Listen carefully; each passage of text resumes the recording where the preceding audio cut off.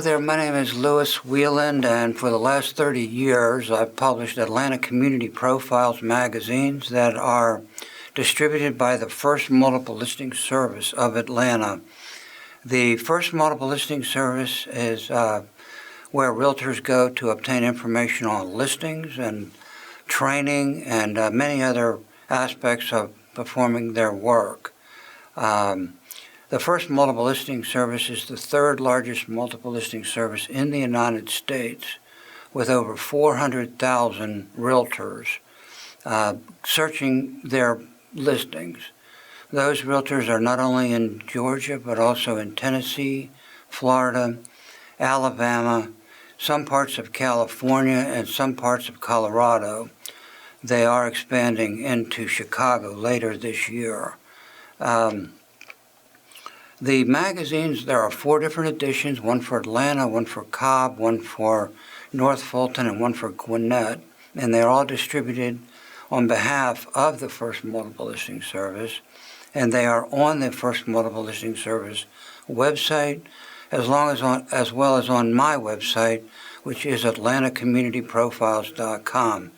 The magazines are on that site, along with a great deal of other information about Atlanta, including profiles of the counties and the communities.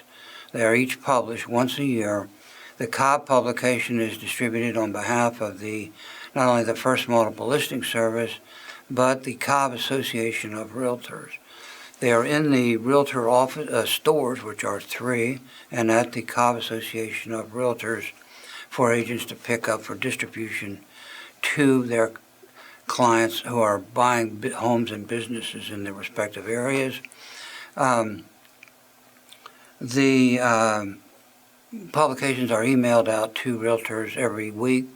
If you are a realtor and you're not receiving it, please send me an email at lou@communityprofiles.net. I'm also a commercial realtor with KW Commercial, and my focus is on land and multifamily. If I can help you in any way, please let me know. And that being said, every week or so we interview community leaders and people that are contributing to the well-being of the city.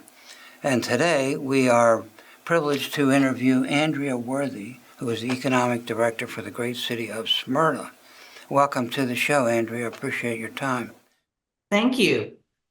Andrea has been over at Smyrna now for a few years, and prior to that she was at Sandy Springs and worked with Dr. Eva Galambos. And so I had the most respect in the world for Dr. Galambos. And she was on my show quite a few times and did a great job. And Andrea, what a great privilege it must have been to work with Dr. Galambos. It was. She was a great lady. She did a lot for that city. I think she launched it on the trajectory that it's on right now. But today we're talking about the great city of Smyrna with 58,000 residents.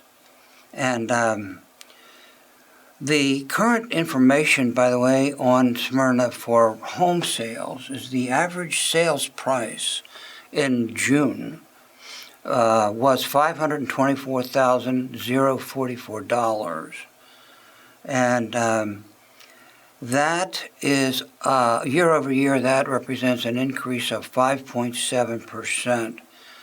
And another interesting fact about Smyrna is the average house at this time is in June and is only 9 days. So if you have a house for sale, it's gone in 9 days. So you better, if you see something you like, you better jump on it pretty quickly. The city is growing in affluence. The average person who is a homeowner in Smyrna has a median income of $104,000. This is close to the Truist Park. It's close to Cumberland Mall. It is ideally located close to Atlanta. So it's like 15-minute drive to downtown Atlanta. basically, there's a lot to talk about, a lot of really great things happening in Smyrna, but instead of me profiling, why don't we ask the expert, Andrea, how would you profile the city? Well, I mean, honestly, very similar to what you just said. It's location, location, location. We really benefit being at the intersection of two major interstates here at the edge of the Cumberland office market.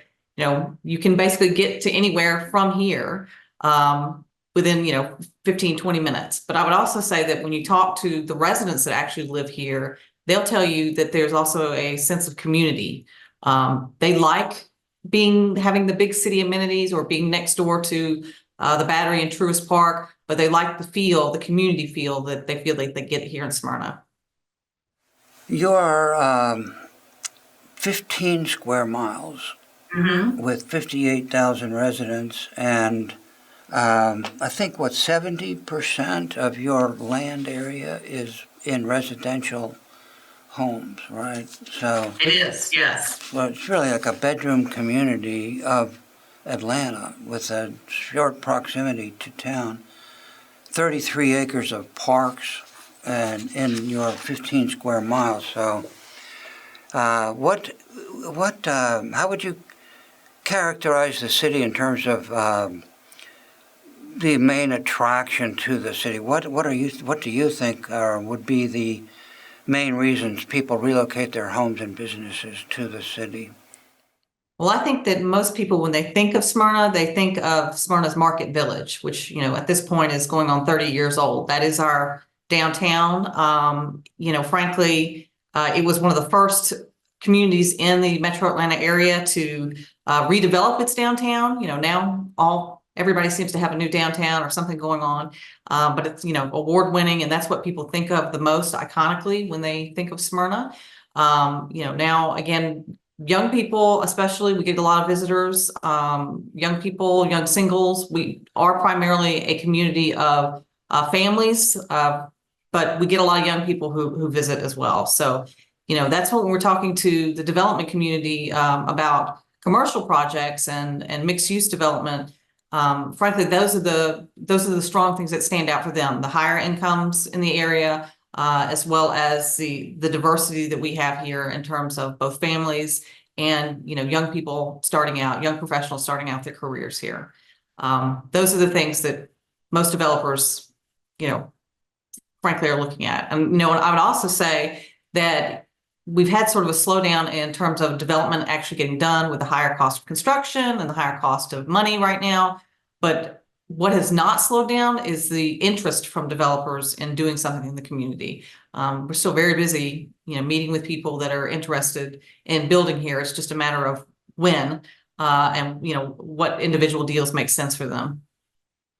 According to your website, you don't have a lot of vacant land. I think No. was it 5 acres or something ridiculous like that? Yes, we're a built out community at this point. So our commercial economic development efforts are based primarily on redevelopment. So we have identified several areas of town, older shopping centers where we would like to see mixed use occur in the future. When that makes sense. And that's how we're growing, is we're redeveloping areas of the community. And then, you were talking about the type of resident that lived here before. The other thing I would say is our council has been very supportive of making investments in the community. I mean, one of the investments they just recently finished looking at redevelopment was in the middle of our downtown. We had a traffic roundabout that frankly was not really conducive to having events, et cetera. So council, put money into making a great new village green space out there. And it's a beautiful new park, that won an award last year from the Metro Atlanta Redevelopment Council? Metro Atlanta Redevelopment Council? Yes. So they won an award with that, and they continue to make investments with parks and recreation. They've put in some turf fields. They're putting in a new splash pad at Riverline Park. So those are the types of investments, again, that both residents and developers, like to look at in our community. Well, the East-West Connector also connects everybody to the Silver Comet Trail. And tell us about how much value that adds to the city. It has a lot. I mean, again, not all of these things that we talk about are actually in our city limits, but they are next to us. Again, like a tourist park, and the Battery, as well as the Silver Comet Trail. That's another regional recreation opportunity right in our backyard that, you know, definitely drives a lot of home sales in that area. I would imagine that that trail is really connecting to some of the other trails, I think, up on the north side, even, and eventually it's going to go to Alabama, I guess. It does. It already goes all the way to Alabama, and it is now the county is connecting, has a portion of it where it will eventually connect to the Beltline. So this is really part of a big regional trail system that, you know, people can use locally, but, you know, you could take an afternoon and ride out to Cedartown if you want. The other attraction is the Village Green, which I think is pretty cool. Tell us a little bit about that. Yeah. So again, the new revamped Village Green has really, we've had some opportunities to have some new concerts out there. I think it was just last weekend we had a big concert out there. So the community really loves that. They have, if you go out there at lunch, you know, there's a lot of people just sitting out enjoying the park.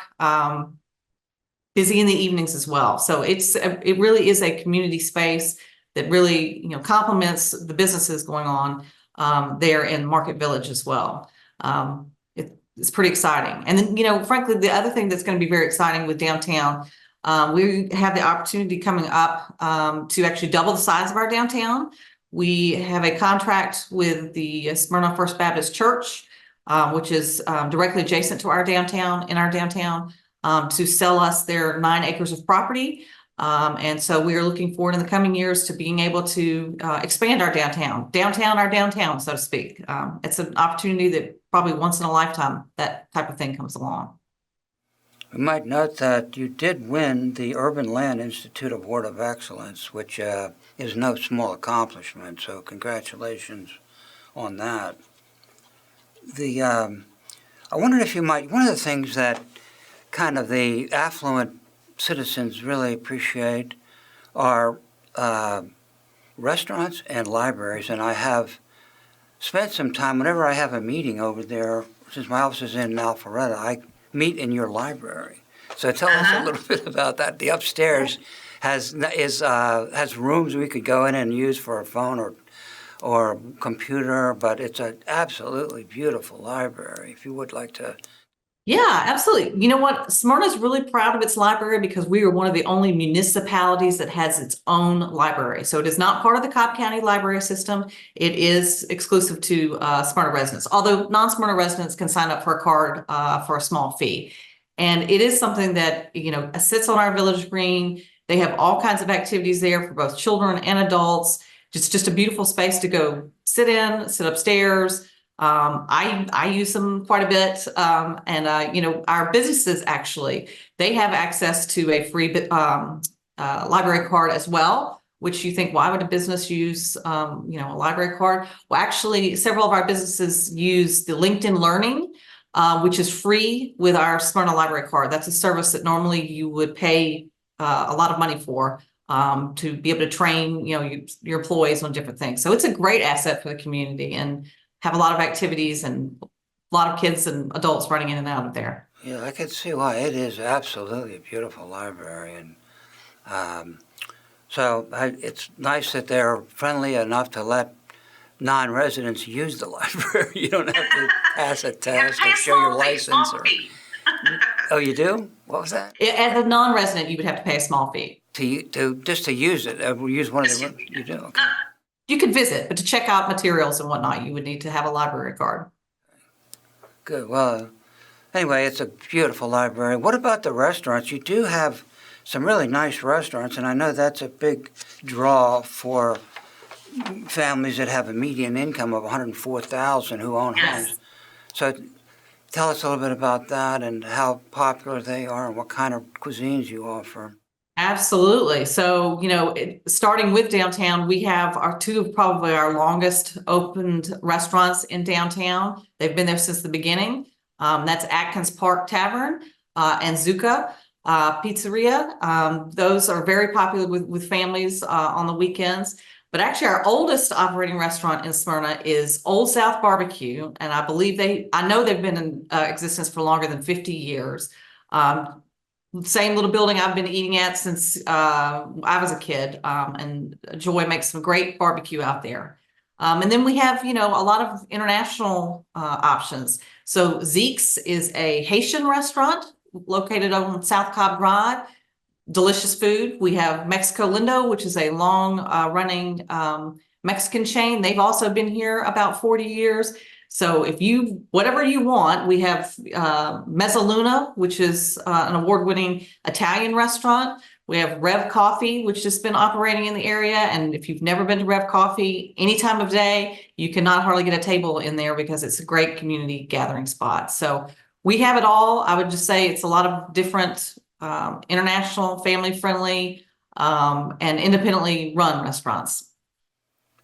One of the things, too, that is noteworthy is your Veterans Memorial. If you would like to talk about that, as veterans are such an important part of our community.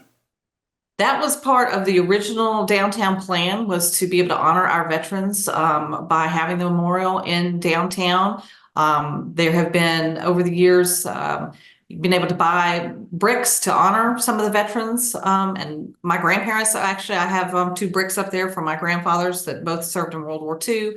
So it's just, again, a really nice gathering spot in our downtown to be able to enjoy. One of the things I was surprised at, and on your website, is the fact that you made the mention that there are 4 airports within 18 miles. I know at Hartsfield, Yes. What are the other 3? Well, the other 3 would be Peachtree DeKalb, Fulton Industrial, and then the airport up in Kennesaw. So, which is, it's getting to be a bigger deal for Cobb County. Cobb County's made some investments in the airport there to be able to take in some larger planes. Very important for the corporate businesses coming to Atlanta, specifically in the Cumberland and town center markets. Okay, well, that's pretty nice to know. Corporate jets are a nice way to travel. I had an opportunity to use those back in the days when I worked for the Wall Street Journal, but that was one perk that you don't have in small business. I was going to say, that's not a perk we have in local government, generally speaking. It's good. It's a value. Now, I was sorting through your plan. You have a 2040 comprehensive plan. I wondered, it's pretty comprehensive too. I could spend a whole day or a week going through that and digesting all the elements. You've done a great job of putting that together. How would you? I know that one of the things that I noticed was that you're planning additional parks and green space, or you feel like that's kind of something that's a goal, and as well as arts and culture, so forth, or you have really nice, I think, admirable goals. How would you kind of recap the plan in terms of, I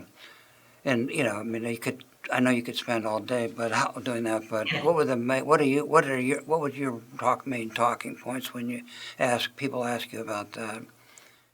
Yeah, so I think what the plan really outlines is our plan for the next 10 to 15 years for development. Again, we talked about we're primarily built out here. So what this plan does from a zoning perspective is sort of say we want to protect the neighborhoods that are here while encouraging redevelopment of some of our commercial corridors into mixed use. So that's from a development perspective how it's outlined. And then to your point, parks and recreation is a huge emphasis here. The Mayor Derek Norton just gave his State of the City speech just last week. And in that, he outlined a couple of things that have recently been completed or in process from a parks perspective. We're always looking for opportunities to acquire more parkland, but our existing parks, North Cooper Lake Park has a mountain biking trail that it's very popular, and the council has made some more recent investments there, including adding a big pavilion that you can rent out, for family reunions or whatnot. They've made a lot of investments in turf fields. And he also talked about in the future that they're looking at an aquatics and gymnastics facility. Frankly, where we are on that is we're just looking for particular pieces of property. So we're hoping we'll be able to announce that real soon. But they have a real commitment to making investments in those types of things. So those are the things our community wants to see, and council and the mayor have been very responsive to that in their plans. Well, one other thing I noticed too was that you were focusing on additional public art and culture. Yes, Thank you. Could you please elaborate on that a little bit? Well, that's something, the visual arts that we've really just launched in the past 2 years. So there's a group that we have two big arts groups here. One is the Smyrna Arts Council, and the other is the Indie Arts Alliance. And they work together to look at opportunities for enhancing arts and culture here in Smyrna. One of the things they do is they sponsor an exhibition at City Hall where some of our local artists can be highlighted. The city has recently also decided they want to have more art along Atlanta Road between Belmont and Bronner Hall. And so some of the opportunities there are things like we've already had some traffic boxes be wrapped with some great art by local artists. And we have some opportunities to look at some murals as well as some potential sculpture going in the downtown area. So those are some of the things that are currently being planned. On your comprehensive plan, you mentioned that key areas for redevelopment are the area around the Battery, Truist Park, and Cumberland CID. And can you elaborate on that a little bit in terms of how that? Yeah. So actually, we if you know where the old Emerson Center was located, and now if you drive on Spring Road just west of the Battery, you will see a site that's been cleared, and council approved a mixed use development there with a couple hundred apartments as well as about 50,000 square feet of retail. Again, like most projects that were approved in the past 2 or 3 years, it's on hold because of the cost of money. But they do still plan to move forward with that. So that's sort of densifying that area that's very close to Cumberland. I would say the other area that we are looking to potentially redevelop is what we refer to as our Four Corners area, which is at the intersection of South Cobb Drive and Concord Road. We are continuing to work with the owners of those properties to potentially look at opportunities for mixed-use developments in the area. And one of the things that will probably help that process along is council has made a commitment for improvements on South Cobb Drive between Concord Road north all the way to Windy Hill Road. We have a plan to put in bike lanes, local access lanes, et cetera.